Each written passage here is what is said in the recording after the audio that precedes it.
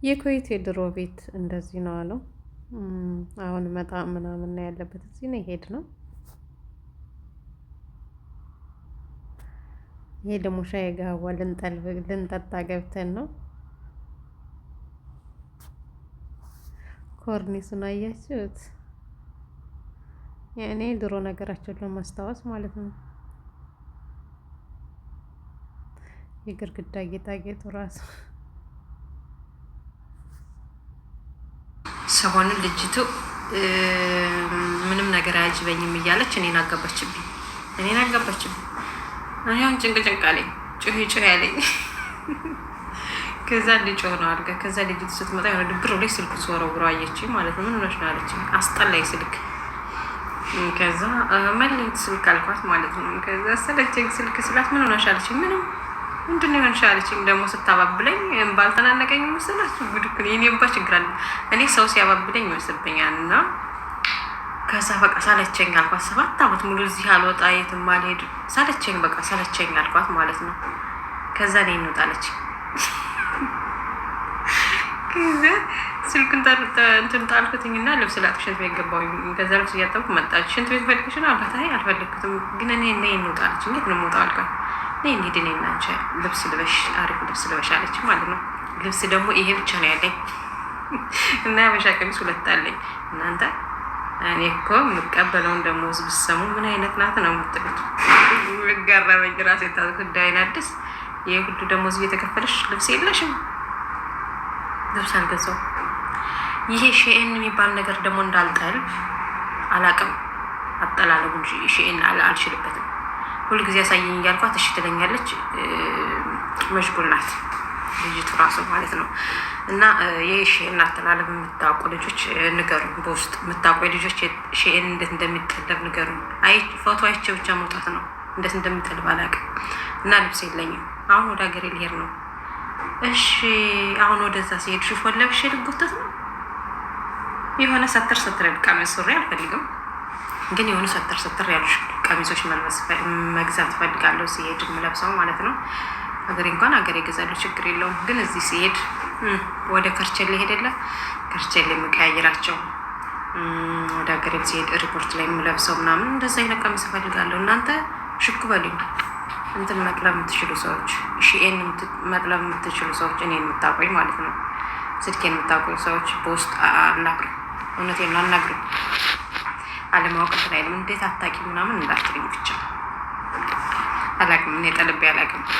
ሀሳቡም የለኝም ማለት ያኔ ሀሳቡ ሊሄድ ስል የሆነ ልብስ እንደምጠልብ አውቃለሁኝ።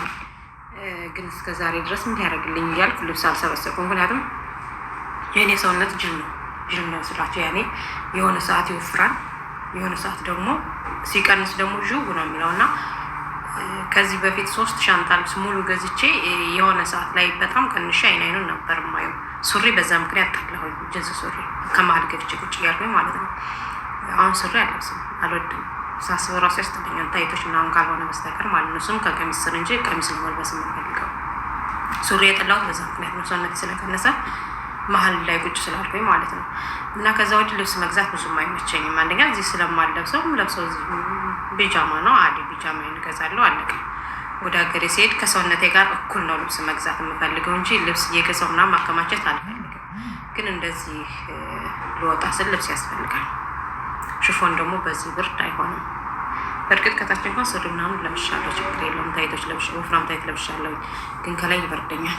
ፎጣ የእንትንስ እንደነገሩን የምን እናት ነኝ እናቶች ብዬ ላወራ ነው እንዴ?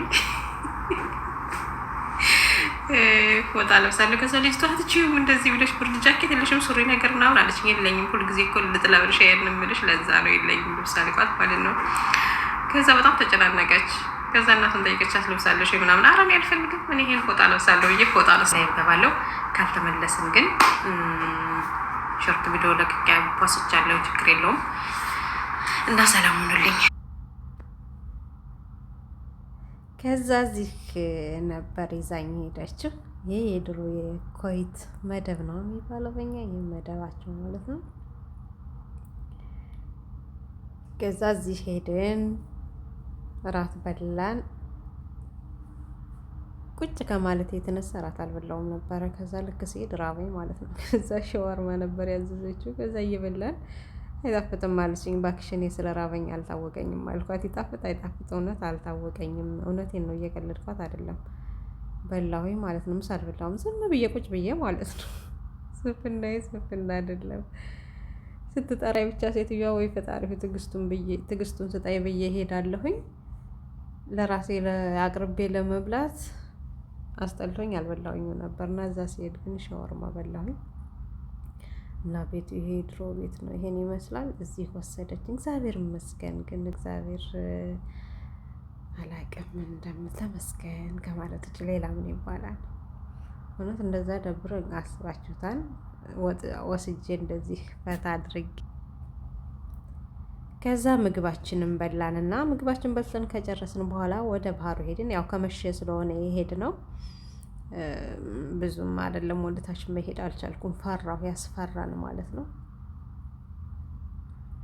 እንደዚህ ፎጣ ለብሼ ነበር። ብርዱ ግን አልበረደኝም በነገራችን ላይ። ወዲያው ደግሞ ቡና በወተት አዘዘች፣ ጠጣንበት። ሙቀቱን ስጠጣ ብርዱ ለቀቀኝ። እንደዚህ አመሽንና ወካል በስንት ጊዜ በስማ ሞጥቼ አላቅም። ሞጥቼ ማለት ቤት ልጅ ስለሌለ ሲጀመር አይወጡም። ሲጀመር እዚህ ቤት አይወጡም። እንኳን አይደለም እኔን ይዘው ሊወጡ ማለት ነው። ልጅም ስለሌለ ሲወጡም ራሳቸውን ችለው ነው የሚወጡት። እና ወጥቼ አላቅም። እንደዚህ አይነት ቦታ ይቼ አላቅም በስንት ጊዜ። እግዚአብሔር ስጣት። ትናንትና እንደዛ ይዛኝ ወጣ። እንደዚህ አምሽቼ መጣኝ። እግዚአብሔር ይመስገን።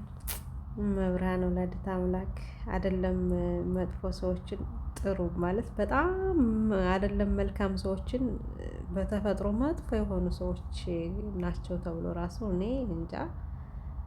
እግዚአብሔር ይመስገን ኩዌት ምድር ላይ በጣም ሰራተኛ ወር ራሱ ማያስቀምጡም የተባሉ ሰዎች ጋር ሰርቻለሁ። እግዚአብሔር ይመስገን ለእኔ በጣም መልካም ሆነውልኝ ማለት ነው። መልካም ሆነውልኝ ማለት ነው። የዚህም ብዬ ወይ ተጨቃጨቄ ምናምን አይደለም የሰራሁት። ለእኔ በተለይ አንደኛው በጣም ከመጠን በላይ መልካም ሆናልኝ ነው የሰራሁት እና እግዚአብሔር ይመስገን።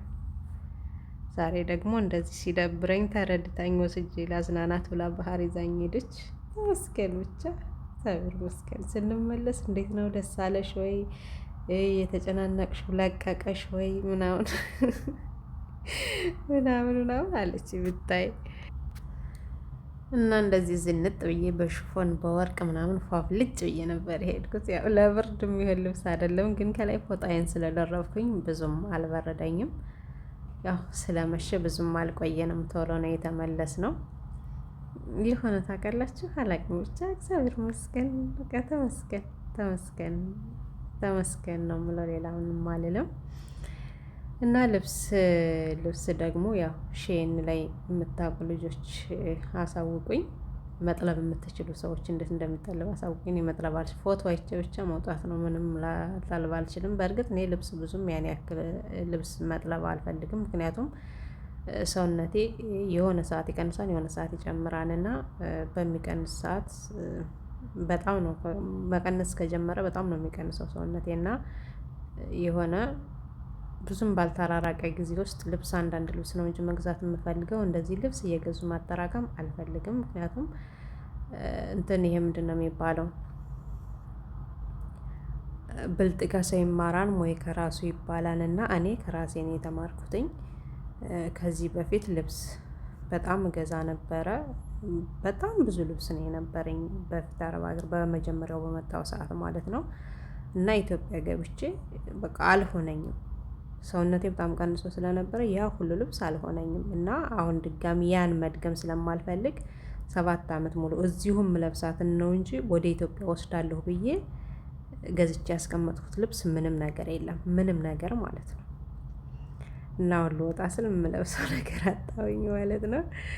እና እንደዚህ ሁኜ ፏ ብትን ብዬ ሄጄ መጣሁኝ። ልጅቱ ናት ይዛኝ ሄደችው። ከዛ እናቲቱ እየደወለች እራት በላችሁ ጠጣችሁ የሚጠጣ ነገር ምናምን እያለችን ነበረ። ትንሿ ልጇን እያስጠናች ነበረ። እሷ አልሄደችም፣ ከትልቂቱ ጋር ነው የሄድ ነው ማለት ነው። እግዚአብሔር ስጣት ግን እግዚአብሔር ይመስገን ተመስገን።